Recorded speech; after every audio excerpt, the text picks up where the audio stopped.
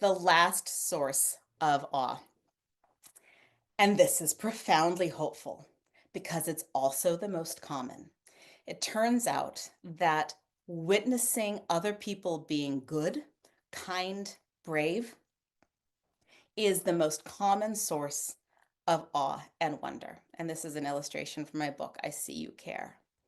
I find this really hopeful because I think the headlines tell us otherwise. And I think our kids, kindness doesn't make the news very often.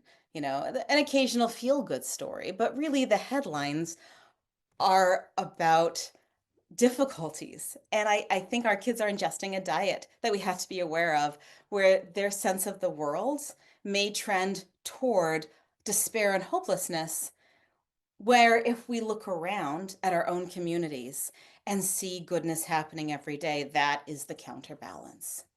So I know that Paul Zaki spoke with Parent Venture this year, and I had a chance to interview him as well for this book. And he's a hope researcher, and he told me that optimism basically is us telling our kids, don't worry, honey, it's going to be fine. I'm guilty of that sometimes too. Problems with that. First, we cannot guarantee that because we don't know what the future holds. Second, it leaves our kids on the sidelines observing helplessly as they see things that might be difficult or harmful. But in contrast, hope says, I don't know what's going to happen, but you can make a difference. And this advice dovetails so beautifully with the advice I got from Rick Weisbord, who is in charge of Harvard's Making Caring Common. And he told me that basically we despair when we feel helpless. We feel hopeless when we feel helpless. When we feel like we can't do anything.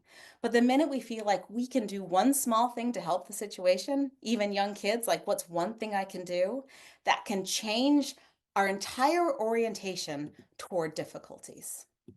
So the advice here, and this is probably another one of those profound ways that this research has changed me. I am looking for stories to tell my kids all the time. I am looking for a story in the news.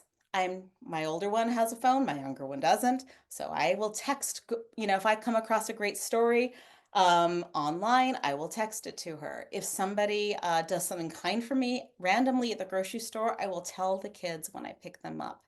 Social savoring is this idea, just like savoring food, is that when you notice something good, this kind of in this social realm, that you stop and just appreciate it and you put it in your memory and you share it and you talk about it.